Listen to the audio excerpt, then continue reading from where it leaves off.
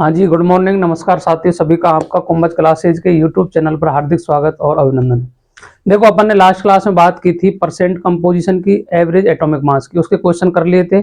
आज अपन next topic start करने वाले हैं इसी सीरीज में, मोल परसेंट और एम्पेरिकल फॉर्मूला। तो सबसे पहले मैं बात कर लेता हूँ मोल परसेंट की, क्योंकि मोल परसेंट के क्वेश्चन जेईई मेंस में आए हुए हैं। तो देखो, मोल परसेंट क्या होता है। मोल परसेंट होता है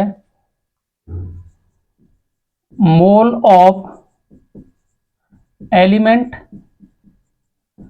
divide by total mole into 100।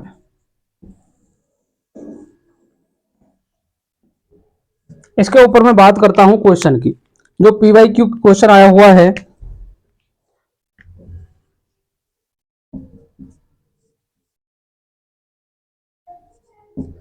In CH4 mole percent of carbon atom. तो देखिएगा, अब इसको अगर अपन बात करें तो कार्बन का कितना होता है 12 और हाइड्रोजन का कितना होता है 4।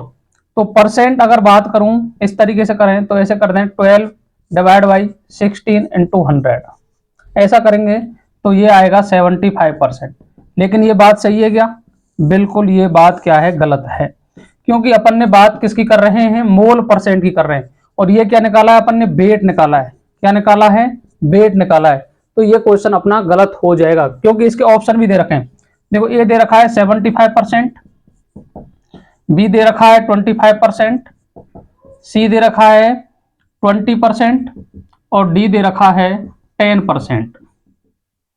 तो देखिएगा, मोल परसेंट पूछा है अपने को, तो मोल परसेंट निकालने के लिए मैंने क्या बताया आपको, ये छोटी गलती नहीं होने की वजह से अपन ने ये क्वेश्चन लिया है, क्योंकि ये जेईई मेंस में आया हुआ है, JEE 2020 में। तो देखिएगा, मोल परसेंट के निकालने के लिए मोल ऑफ एलिमेंट कितना है 1, क्योंकि कार्बन का 12 ग्राम लू या 1 मोल बोलू एक ही बात है। तो 1 अपॉन टोटल मोल एक कार्बन का है, प्लस हाइड्रोजन के कितने हैं 4 मोल हैं, तो 4 हाइड्रोजन के हो गए, इंटू कर दो 100। तो 1/5 इंटू 100, ये कितना हो गया 20% हो गया। कितना हो गया 20%। तो अपना ऑप्शन कौन सा हो जाएगा, सी ऑप्शन हो जाएगा। यदि ऐसा सोच रहे हैं तो बिल्कुल गलत सोच रहे हैं अपन, क्योंकि ऐसा करने पर आंसर तो अपना 75% ए ऑप्शन में दे रखा है, और ये गलतियां बहुत बच्चे करेंगे। लेकिन अपने को पूछा है मोल परसेंट, उसका क्या है, वेट परसेंट पूछे तो अपन को किस पे बात करेंगे, परसेंट एलिमेंट पर बात करेंगे। उसके बाद में परसेंट कंपोजिशन की बात करेंगे। यदि मोल परसेंट दे रखा है तो मोल परसेंट के लिए फॉर्मूला कौन सा यूज करेंगे, mole of element upon total mole into 100। ये क्वेश्चन जेईई मेंस में आया हुआ है। अब नेक्स्ट अपन टॉपिक की बात करेंगे, वो है एम्पेरिकल फॉर्मूला। बोलो हाँ या ना। नेक्स्ट अपन बात करते हैं एम्पेरिकल फॉर्मूला।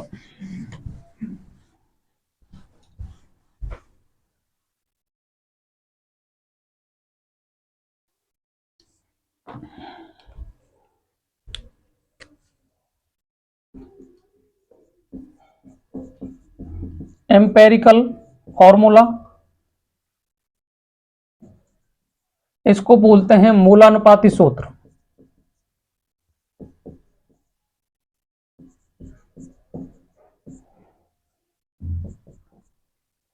एम्पेरिकल फॉर्मूला होता क्या है, एम्पेरिकल फॉर्मूला का मतलब है कि कोई भी आपको मॉलिक्यूलर फॉर्मूला दे रखा है, पर्टिकुलर मॉलिक्यूल का सिंपलेस्ट रेशियो निकाल लें तो उसे बोलते हैं अपन एम्पेरिकल फॉर्मूला। तो इसका लिखेंगे अपन simplest ratio of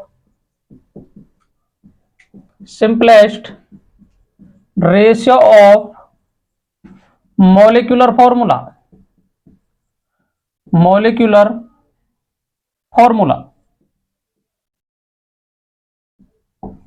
simplest ratio of molecular formula. जैसे मैं बात करता हूं एग्जांपल की, देखिएगा, ये है ग्लूकोज C6H12O6, एक है एसिटिक एसिड CH3COOH, एक है SCHO फॉर्मेल्डिहाइड। तो देखो इसे बोलते हैं अपन ग्लूकोज। क्या बोलते हैं? ग्लूकोज बोलते हैं। इसको बोलते हैं एसिटिक एसिड, एसिटिक एसिड, और इसको बोलते हैं फॉर्म एल्डिहाइड। अब देखो ये ग्लूकोज है, इसमें कार्बन कितने हैं? 6 हैं। हाइड्रोजन कितने हैं? 12 हैं। ऑक्सीजन कितने हैं? 6 है। तो अगर मैं इसका सिंपलेस्ट रेशियो निकालूं तो क्या CH2O आएगा? बोलो। देखो एक कार्बन 6 को कॉमन ले लिया मैंने, 6 को कॉमन लिया तो C1H2O O1, तो क्या आ गया सिंपलेस्ट रेशियो? CH2O। इसकी मैं बात करूं तो इसको ऐसे लिख सकते हैं क्या? C2H4O2।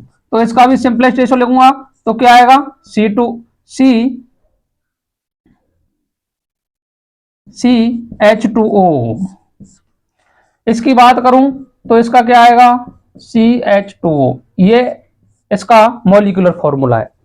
अब देखिएगा क्या जो भी इंपेरिकल फॉर्मूला है वह सभी का सेम आ रहा है क्या? CH2O CH2O।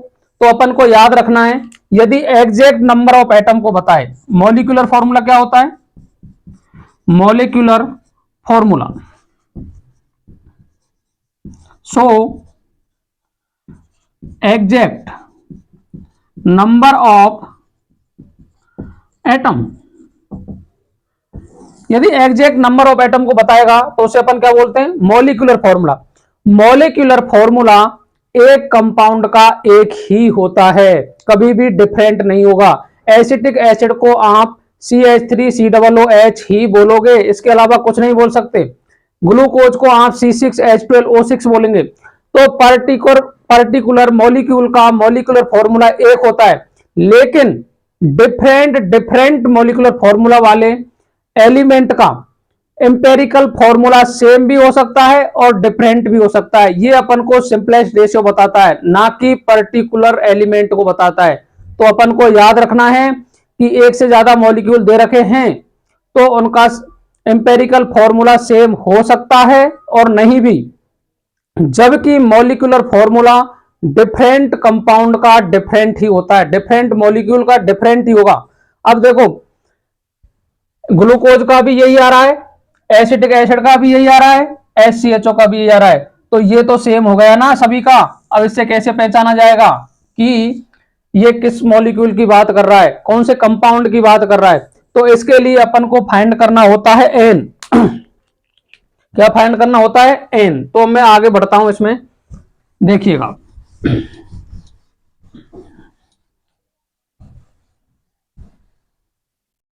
तो देखो मॉलिक्यूलर फॉर्मूला का अगर मैं बात करूं, फॉर्मूला क्या होगा? मॉलिक्यूलर फॉर्मूला इक्वल होता है N into empirical formula. Empirical formula किसके बराबर होता है? N into empirical formula. अब देखो यदि N मेरे को निकालना है तो MFM अपॉन EFM। MFM का मतलब होता है मॉलिक्यूलर फॉर्मूला मास, और EFM का मतलब होता है एम्पेरिकल फॉर्मूला मास। इस तरीके से अपन N की वैल्यू फाइंड कर लेंगे। N की वैल्यू फाइंड करते ही आपको मॉलिक्यूलर फॉर्मूला मास अर्थात मॉलिक्यूलर वेट देगा, उसमें आप EFM अर्थात एम्पेरिकल फॉर्मूला आपने जो फाइंड किया है उससे डिवाइड कर दोगे, उसके बाद में जो N की वैल्यू आएगी उसको मल्टीप्लाई कर दोगे N के साथ में, N के साथ में मल्टीप्लाई करोगे तो क्या आ जाएगा? मॉलिक्यूलर फॉर्मूला आ जाएगा। बोलो ये बात आपके समझ में आई या नहीं आई? इसके बाद अपन नेक्स्ट बात करते हैं क्वेश्चंस की। देखो एम्पेरिकल फॉर्मूला में छोटी छोटी गलतियां होती है, क्योंकि अपन क्या है कि आपको परसेंट कंपोजिशन देगा कि इतना परसेंट कार्बन है, इतना परसेंट हाइड्रोजन है, उसके बाद में आप मोल तो उसके निकाल लोगे। मोल निकालने के बाद में बच्चे क्या करते हैं, मोल को ही सिंपलेस्ट रेशियो तो निकाल नहीं पाते हैं और मोल के साथ में ही फॉर्मूला बनाने की कोशिश करते हैं, ताकि वो क्या गलती हमारे से हो जाती है। अपन अब बात करते हैं क्वेश्चंस की, इस पर क्वेश्चंस कैसे आए हुए हैं तो देखिएगा।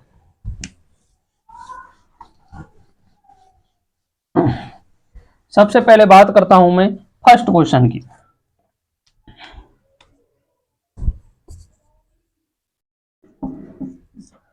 ए compound contains a compound contains 8.7% hydrogen and comma 74% carbon and 17.3% nitrogen. The molecular formula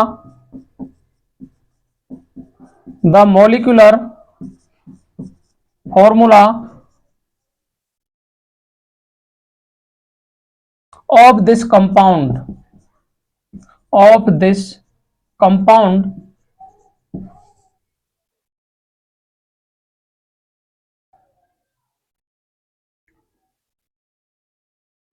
the molecular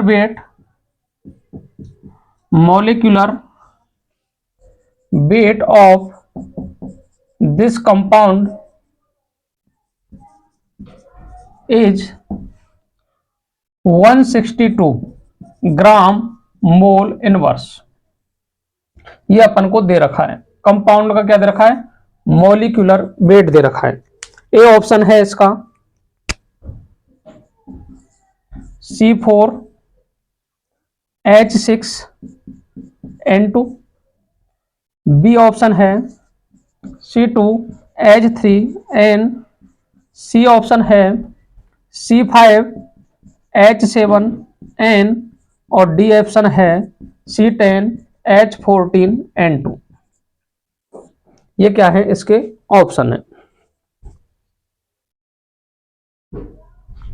अब देखिएगा कि अपन को क्या करना है, इसका सॉल्यूशन करना है। सॉल्यूशन करने के लिए देखो इसके दो तरीके हैं। यदि आप एग्जाम रूम में बैठे हो तो 162 ग्राम पर मोल मॉलिक्यूलर वेट दे रखा है, इसका क्या दे रखा है, मॉलिक्यूलर वेट दे रखा है। तो आप इन कंपाउंड को देख लो, जिसका मॉलिक्यूलर वेट इतना आ जाएगा वही क्या हो जाएगा, अपना आंसर आ जाएगा। लेकिन अपन को इसको करने का तरीका भी आना चाहिए, क्योंकि इसमें देखो एम्पेरिकल फॉर्मूले से देखोगे तो ये दोनों रेशियो में आ रहे हैं, C5H7N C10H4N2। तो देखो अगर इनका मॉलिक्यूलर वेट देखते हैं, मॉलिक्यूलर वेट से देखेंगे तो इसका आ रहा है 162, तो अपना ऑप्शन तो डी हो गया। लेकिन अपने को क्या आना चाहिए, करने का तरीका आना चाहिए। तो देखो सबसे पहले क्या करेंगे, एम्पेरिकल फॉर्मूला के लिए सबसे पहले लिखोगे आप एलिमेंट को, क्या लिखोगे, एलिमेंट को लिखोगे। उसके बाद में उसका लिखोगे परसेंटेज, परसेंटेज के बाद में मोल निकालते हैं अपन। मोल का मतलब है परसेंट अपॉन मॉलिक्यूलर वेट। उसके बाद में अपन निकालते हैं सिंपलेस्ट रेशियो, और सिंपलेस्ट रेशियो से अपन डिसाइड कर लेते हैं कि इसका मॉलिक्यूलर फॉर्मूला क्या आने वाला है। तो देखो एलिमेंट कौन कौन से दे रखे हैं, इसमें कार्बन दे रखा है, हाइड्रोजन दे रखा है और क्या दे रखा है, नाइट्रोजन दे रखा है। उसके बाद में बात करता हूं परसेंट की, तो परसेंट देखो 8.7% हाइड्रोजन, तो 8.7% हाइड्रोजन हो गया। 74% कार्बन, 74% कार्बन हो गया। उसके बाद 17.3% नाइट्रोजन, तो ये हो गया। यदि इन सभी को ऐड करोगे तो ये 100 ही आएगा। और देखो परसेंट में क्या करते हैं, मोल निकालने के समय कि आप या तो वेट लिख दो या परसेंट लिख दो, सेम ही बात है, क्योंकि 100 आने वाला है इसका परसेंट। इसके बाद में देखो यदि मैं बात करूं 70% कितना है, 74% है। अब कार्बन का एटॉमिक वेट कितना होता है, 12 होता है। इसके बाद में इसका एन निकालोगे, इसका कितना दे रखा है 8.7, हाइड्रोजन का मॉलिक्यूलर वेट 1। इसके बाद में इसका एन निकालोगे तो 17.3 दे रखा है, इसका मॉलिक्यूलर वेट कितना दे रखा है 14। अगर इसको करोगे आप, इसके बाद में इसके आ जाएंगे मोल, तो देखो इस कितना आएगा 6 और कितना बचा 2, तो 6.1 आ गया। इसके बाद में 8.7 आ गया। इसके बाद में करोगे तो इसका आएगा 1। इसके बाद में कितना बचा 17 है, 14, 3.3 बच गया, तो पॉइंट लगा दो और 2 लिख दो, क्योंकि 2 बार इसमें डिवाइड होगा। ये आ गया। अब बच्चे क्या करते हैं कि यहीं से फॉर्मूला निकालने की कोशिश करते हैं, लेकिन अपन को निकालना क्या है, सिंपलेस्ट रेशियो निकालना है। तो देखो सिंपलेस्ट रेशियो, सिंपलेस्ट रेशियो के लिए आप सबसे जो छोटी वैल्यू है उससे क्या है सभी को डिवाइड करोगे। तो इसको 6.1 डिवाइड बाई 1.2, इसको करोगे 8.7 डिवाइड बाई 1.2 और इसको करोगे 1.2 डिवाइड बाई 1.2। तो देखो ये कितनी बार जा रहा है, 5 बार जा रहा है। ये कितनी बार जा रहा है, 7 बार जा रहा है। ये कितनी बार जा रहा है, 1 बार जा रहा है। तो इसका सिंपल रेशियो क्या आया, C5H7N। ये इस तरीके से इसका क्या आ गया, एम्पेरिकल फॉर्मूला आ गया। क्या आ गया, एम्पेरिकल फॉर्मूला आ गया। अब देखो ये एम्पेरिकल फॉर्मूला आ गया, इसका एम्पेरिकल फॉर्मूला ये दे रखा है इसका। अब बच्चे क्या है, इसको क्या है भूल जाते हैं। ये जो 162 दे रखा है इसको अपन भूल जाते हैं। भूलने के बाद में अपना ऑप्शन कौन सा आ गया, सी, इसको टिक कर देंगे आप। लेकिन ये क्या है, यहाँ गलत है, क्योंकि अपने को मॉलिक्यूलर वेट दे रखा है। तो एम्पेरिकल फॉर्मूला आ गया, तो अब अपने को फाइंड करना है एन। एन किस तरीके से फाइंड करेंगे अपन, एन के लिए फाइंड करने के लिए N equal to M F M upon E F M. अगर इसके बात करूंगा तो एम एफ एम कितना दे रखा है, मॉलिक्यूलर वेट 162। अगर इसका निकालूंगा तो कितना आएगा, 81। इसको डिवाइड कर दो, कितना आ गया, 2 आ गया। तो अपने को क्या चाहिए, मॉलिक्यूलर फॉर्मूला चाहिए। तो मॉलिक्यूलर फॉर्मूला के लिए अपन क्या करेंगे, मॉलिक्यूलर फॉर्मूला के लिए, मॉलिक्यूलर फॉर्मूला क्या होता है, मॉलिक्यूलर फॉर्मूला निकालना है अपने को। तो N into empirical formula, N into empirical formula. अब देखो एन की वैल्यू क्या है, 2 है। इसके बाद में एम्पेरिकल फॉर्मूला क्या दे रखा है, C5H7N। इससे मल्टीप्लाई करोगे तो क्या आएगा, देखो मल्टीप्लाई करके मैं इधर लिख रहा हूं इसको, C10H14N2। तो अपना ऑप्शन कौन सा हो गया, डी ऑप्शन हो गया। इस तरीके से अपन को ये क्वेश्चन क्या करना है, सॉल्व करना है। तो देखो एम्पेरिकल फॉर्मूला देखने में क्या है, सरल है, लेकिन गलतियां कहां होती हैं कि अपन क्या करते हैं, मोल निकालने के बाद में इससे ही फॉर्मूला ड्राइव करने की कोशिश करते हैं, जिससे अपना आंसर क्या हो जाता है, गलत हो जाता है, क्योंकि आंसर निकलेगा ही नहीं आगे। तो अपन क्या करते हैं, उन क्वेश्चनों को छोड़ देते हैं। लेकिन अपन को अगर ये टर्म पता है सिंपलेस्ट रेशियो, तो यहां से आपको एम्पेरिकल फॉर्मूला मिल जाएगा। एम्पेरिकल फॉर्मूला मिलने के बाद में आपको मॉलिक्यूलर फॉर्मूला देखना है। मॉलिक्यूलर फॉर्मूला का फॉर्मूला क्या है, एन इंटू एम्पेरिकल फॉर्मूला। तो उससे मल्टीप्लाई करोगे तो कौन सा आंसर हो गया, डी ऑप्शन हो गया। अब बात करते हैं अपन नेक्स्ट क्वेश्चन की, एक बार देख लीजिएगा इसको।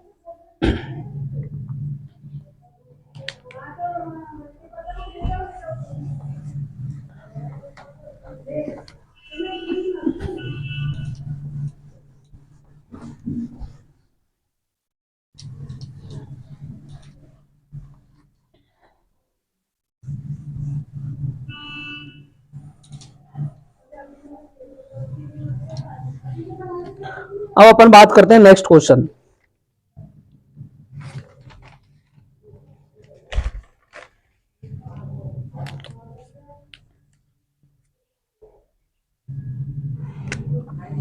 नेक्स्ट क्वेश्चन है,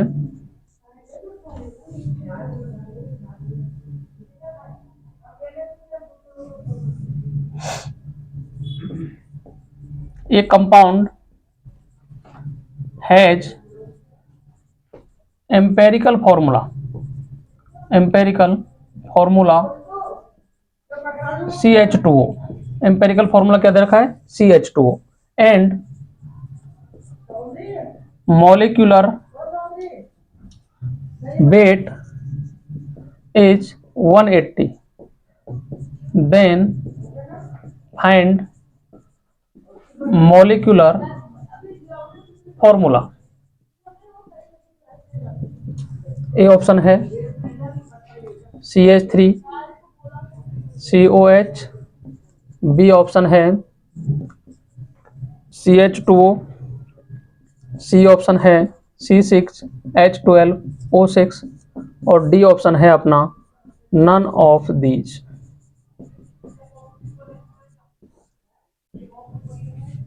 तो देखिएगा इस क्वेश्चन को करने के लिए क्या करना है अपन को। देखो एक कंपाउंड है, एम्पेरिकल फॉर्मूला दे रखा है, कितना दे रखा है लिख लीजिएगा। सबसे पहले अपने को लिखना है इसमें कि क्या दे रखा है। EF दे रखा है कितना, CH2O।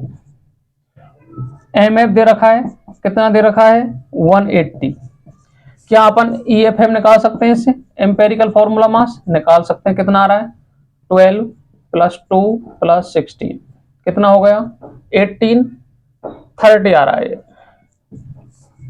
30 निकालने के बाद में अपन को फाइंड करना n बराबर क्या होता है MFM अपॉन EFM, यही होता है। MFM कितना दे रखा है 180 दे रखा है, EFM कितना आ रहा है 30 आ रहा है। डिवाइड करो कितना आ गया 6 आ गया n। अब आपको चाहिए मॉलिक्यूलर फॉर्मूला, क्या चाहिए मॉलिक्यूलर फॉर्मूला। मॉलिक्यूलर फॉर्मूला चाहिए तो क्या करोगे आप n into empirical formula. Empirical formula n की वैल्यू क्या है 6 है। एम्पेरिकल फॉर्मूला क्या दे रखा है CH2 दे रखा है, तो मल्टीप्लाई कर दो C6H12O6। बोलो आया समझ में, क्या हो गया ऑप्शन अपना सी ऑप्शन। इस तरीके के क्वेश्चन अपन को आने चाहिए। नेक्स्ट क्वेश्चन, अब देखो एक क्वेश्चन बढ़िया वाला मैं लेता हूं परसेंट कंपोजिशन का। ये क्वेश्चन आ गया, लास्ट में अपन एक क्वेश्चन करेंगे परसेंट कंपोजिशन का, उसके बाद में अपन नेक्स्ट क्लास में बात करेंगे एम्पेरिकल फॉर्मूला वाले और क्वेश्चनों की, और नेक्स्ट टॉपिक की मोल वालों की। ठीक है, अब एक लास्ट अपन क्वेश्चन लेते हैं परसेंट कंपोजिशन का, जो जेईई मेंस में पूछा गया है।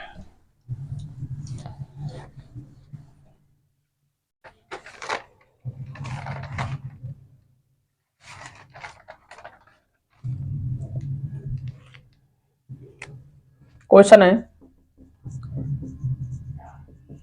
Haemoglobin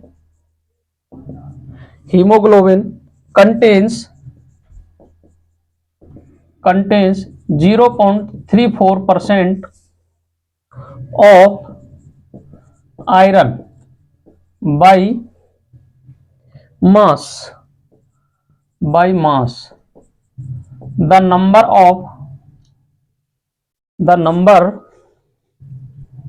of Fe atoms in 3.3 gram of hemoglobin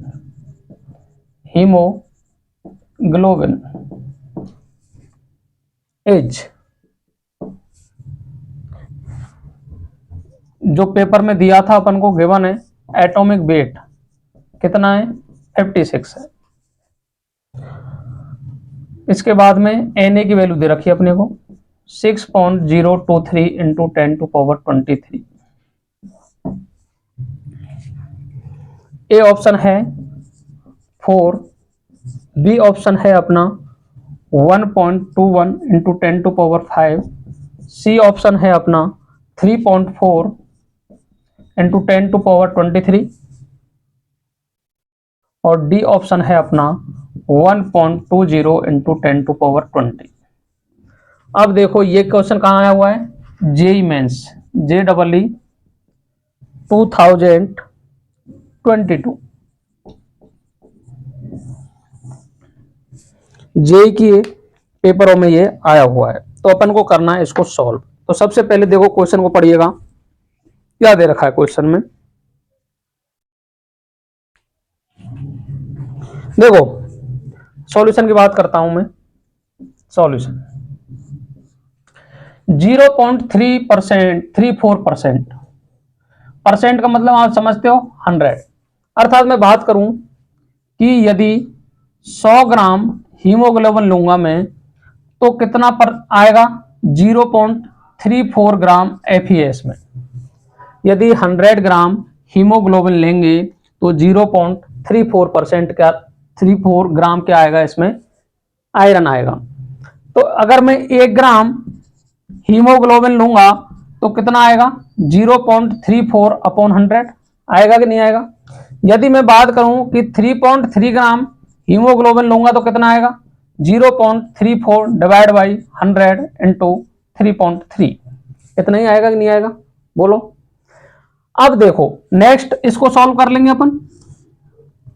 इसके बाद में यदि मैं बात करूं कि 56 ग्राम हीमोग्लोबिन लूंगा मैं, 56 ग्राम यदि मैं आयरन की बात करूं, 56 ग्राम आयरन है, उसमें कितने एटम होंगे, तो कितने एटम होंगे 6.023 इंटू 10⁻23 Na के बराबर ही होंगे। यदि मैं 1 ग्राम Fe लूंगा तो कितने होंगे, तो 1/56 इंटू 6.023 इंटू 10⁻23, और एटम पूछा है 1 ग्राम में, Fe कितना है, 1 ही रहेगा, तो 1 से मल्टीप्लाई कर लो तो वो भी वही आएगा। अब पूछा है कि इसको मल्टीप्लाई कर लेंगे, तो इसको मल्टीप्लाई कर लेंगे तो इतने ग्राम में कितने एटम होंगे, तो इसको करने के लिए देखो अब इसको सॉल्व करोगे तो ये आएगा 0.0112 ग्राम।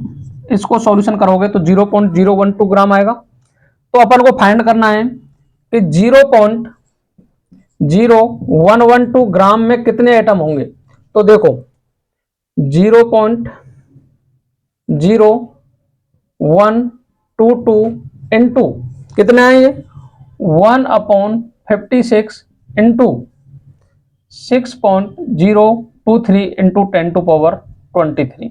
इसको अगर अपन सॉल्व करेंगे तो अपना आएगा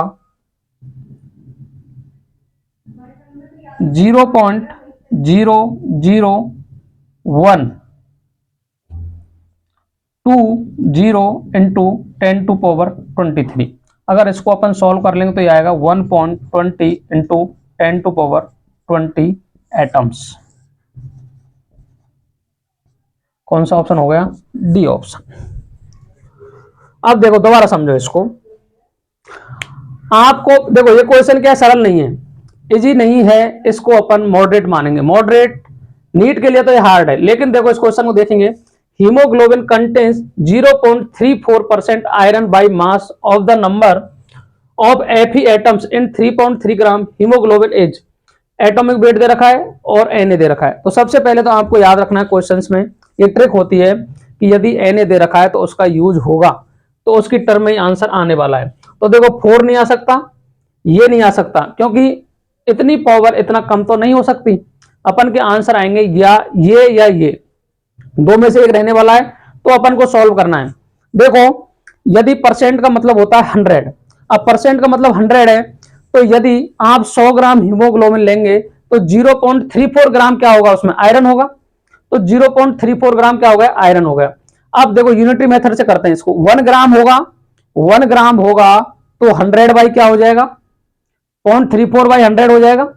इसके बाद में पूछा है 3.3 ग्राम, इतना दे रखा है, इसमें कितना होगा, तो 0.34 डिवाइड बाई 100 इंटू 3.3, तो इससे ये आ गया कि 0.112 ग्राम होगा। क्या होगा, 0.0112 ग्राम होगा, यह होगा। अब देखो यदि मैं आयरन की बात करूं 56 ग्राम बोलूं या 1 मोल बोलूं, एक ही बात है। देखो मोल में अगर मैं आपको पढ़ाऊंगा, यदि मैं ग्राम एटम बोलूं तो ये भी मोल के बराबर ही होता है, यदि मैं ग्राम मॉलिक्यूल बोलूं तो ये भी मोल के बराबर ही होता है, यदि मैं 56 ग्राम बोलूं ये 1 मोल के बराबर ही होगा। आयरन का 56 ग्राम है, ये 1 मोल के बराबर ही रहेगा, क्योंकि ये मैं मोल में पढ़ाऊंगा आपको आगे। बाकी ये देखिएगा 56 ग्राम Fe है, 56 ग्राम Fe है, तो उसमें कितने एटम है 6.023 इंटू 10⁻23। तो 1 ग्राम अगर मैं Fe लूंगा तो कितने होंगे 6.023 इंटू 10⁻23 डिवाइड बाई 56, तो इतने में कितने होंगे 0.0112 ग्राम में, तो इससे मल्टीप्लाई कर दो सीधा सीधा इसको, तो आंसर कितना आ जाएगा अपना 1.20 इंटू 10⁻23। बोलो ये क्वेश्चन समझ में आया या नहीं आया।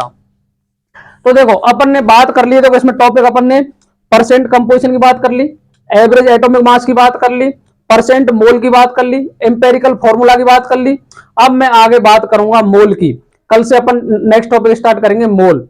मोल में अपन को फॉर्मूले आने चाहिए। 5 तरीके के फॉर्मूले से मोल निकाल सकते हैं अपन।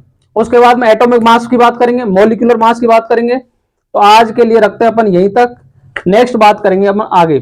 आप वीडियो को शेयर करें, लाइक करें, और जो भी बच्चे नीट की तैयारी कर रहे हैं उनको दिखाएं इन वीडियो को, ऐसे क्वेश्चनों से रूबरू करें ताकि वो पेपर को सॉल्व कर सकें। तो आज के लिए रखते हैं यहीं तक। Thank you very much, goodbye. पढ़ते रहो, बढ़ते रहो।